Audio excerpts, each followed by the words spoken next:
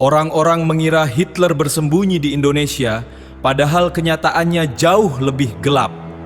Di balik nama Abdul Qohar, tersembunyi masa lalu seorang dokter Nazi yang lolos dari pengadilan perang.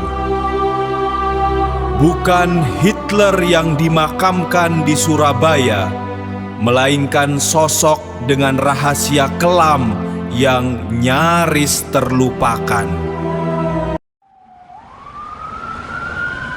Kamu tahu kan, plot film thriller intelijen itu seringkali mulai dari satu rumor kecil ya? Iya, bener. Rumor yang sengaja ditanam buat bikin kacau. Nah, pas konferensi Potsdam, Joseph Stalin itu dengan santainya ngelempar spekulasi kalau Adolf Hitler tuh nggak tewas di bunker. Dia bilang Hitler kabur. Dan ajaibnya, benih keraguan ini tuh bisa nyebrang benua loh. Terus berbaur sama imajinasi lokal, sampai akhirnya mendarat di Sumbawa. Makanya, selamat datang di Deep Dive khusus buat kamu hari ini. Misi kita adalah membongkar tumpukan dokumen historis dan forensik buat mecahin mitos sejarah ini. Tepat. Kita mau cari tahu, benarkah sang diktator itu memalsukan kematiannya dan beneran dimakamkan di Surabaya? Kabut perang dari Stalin itu emang tebel banget ya. Dari keraguan awal itu muncul banyak teori pelarian. Mitos sayap kanan soal Arya Purba yang anehnya mengarah langsung ke Kepulauan Nusantara. Tunggu, Nusantara? Iya, disinilah sejarah mulai tertutup kabut konspirasi. Terutama pas ada pria Eropa misterius pakai paspor Roma datang ke Sumbawa tahun 50-an. Warga mengenalnya dengan nama Dr. George Anton Poch. Oh, ini yang meledak gara-gara kesaksian Dr. Sosrohusodo tahun 60-an itu kan? Bener banget. Secara fisik, Dr. Poch ini punya ciri yang terlalu spesifik buat diabaikan. Dia jalannya nyerat karena kaki kirinya pincang. Dan tangan kirinya tremor parah kan? Plus kumis vertikal ala Charlie Chaplin itu? Iya persis. Tapi yang bikin aneh, perilakunya tuh nggak kayak dokter sama sekali. Gimana maksudnya? Nggak kayak dokter gimana? Bayangin aja, dia sering nyetir mobil bak terbuka di jalanan Sumbawa yang rusak parah, cuma pakai satu jari. Hah? Nyetir pakai satu jari di jalan rusak? Iya. Terus kalau ada pasien yang nyoba jelasin gejala penyakitnya, dia bukannya meriksa, malah ngebentak. Apakah kamu dokter? Astagfirullah, absurd banget buat seorang praktisi medis. Nah, yang bikin kecurigaan warga lokal makin gak tertembus itu, justru pas istrinya, Sula Esih, mengalami selip lidah. Oh iya, pas ditanya kenapa tangan suaminya tremor, dia keceplosan ya? Betul. Dia bilang getaran itu mulai terjadi sejak kekalahan di dekat Moskow. Wah, itu red flag banget sih. Kayak ngasih validasi ke warga lokal.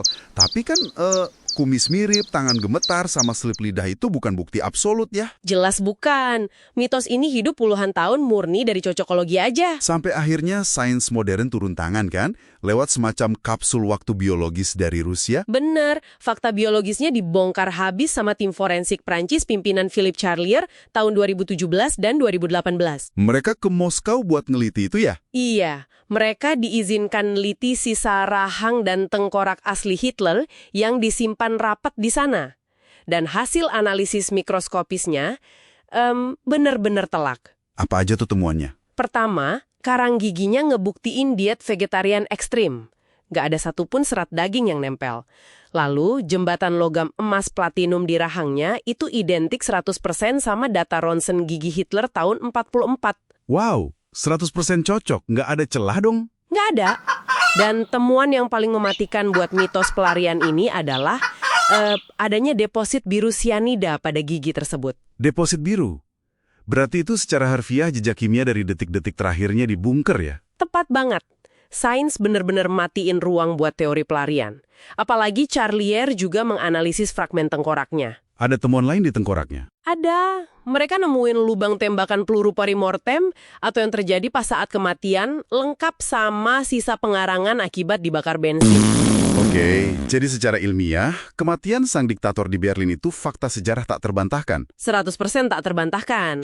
Tapi tunggu dulu, Kalau sains udah ngebuktiin absolut Hitler mati di Berlin, ini nimbulin pertanyaan yang jauh lebih gelap dong. Apa tuh? Siapa sebenarnya pria tua misterius dengan nama G.A. Poch yang batu nisannya berdiri tegak di pemakaman Ngagelrejo, Surabaya itu? Nah, ini dia plot twistnya. Pria itu adalah Dr. George Anton Poch, sungguhan, seorang dokter asal Austria dan anggota Partai Nazi. Dokter beneran? Tapi kok kelakuannya aneh gitu? Karena dia bukan dokter yang menyembuhkan. Dia menggunakan otoritas medisnya sebagai arsitek birokratis buat Action T4. Oh, program eutanasia massal Nazi itu. Betul, dia yang menyeleksi dan membunuh warga sipil yang dianggap tidak layak hidup. Tanda tangannya ada di ribuan surat kematian. Berarti dia sadar sekutu pasti bakal ngeburu dia pasca perang kan? Sangat sadar. Makanya dia harus segera menghilang dari Eropa. Astaga, jadi dia pakai semacam tabir asap penyamaran pasif. Persis. Dan itu strategi yang jenius sekaligus mengerikan kan? Banget. Dia biarin aja rumor hiperbolis kalau dirinya adalah Hitler menyebar luas di masyarakat. Kejahatan perangnya yang sangat nyata malah tertutupi sempurna sama bayang-bayang mitos sang diktator. Betul, dan secara administratif ini sesuai banget. Usia Poch pas wafat di RSUD Dr. Sutomo Surabaya tahun 70 itu tercatat 74 tahun. Konsisten sama tahun lahir Poch yang asli ya? Iya. Kalau dia beneran Hitler, umurnya harusnya udah 81 tahun. Terus kenapa warga lokal gampang banget nelan mitos ini? Jejak Jerman di Nusantara itu emang nyata. Buktinya, warga tahu ada bangkai kapal selam U-168 bersimbol swastika yang ditemukan di perairan Karimun Jawa. Walaupun kapal itu tenggelam tahun 44 ya, dan bukan kapal pelarian VIP. Bener, tapi kehadiran militer Jerman itu udah cukup bikin mitos pelarian Poch terasa sangat logis buat warga lokal saat itu. Masuk akal sih. Buat kamu yang lagi dengerin ini, kasus Dr. Poch adalah pengingat keras ya. Bias pengamatan bisa muter balikin realitas. Iya, ngeri banget kan? Bisa ngubah seorang pelarian kejahatan medis, jadi mitos penguasa dunia. Makanya pemikiran kritis itu benar-benar satu-satunya tameng kamu dari cocok logi yang menyesatkan. Setuju. Karena pada akhirnya, sehebat apapun sebuah cerita dirangkai, klaim tersebut tetap harus diuji dengan bukti forensik. Benar. Dan ini nyisain satu pertanyaan yang terus ganggu pikiran saya nih. Apa tuh pertanyaannya? Kalau seorang buronan kelas menengah di tahun 50-an aja bisa hidup tenang di pulau terpencil, murni cuma ngebiarin warga nyiptain plot thriller tentang dirinya, kamu bayangin deh. Identitas palsu di zaman sekarang? Nah itu, identitas palsu macam apa lagi yang mungkin lagi dibangun sama para buronan di era digital saat ini. Dengan bantuan algoritma, dan manipulasi media, ngebangun tabir asap rasanya nggak pernah semudah ini kan?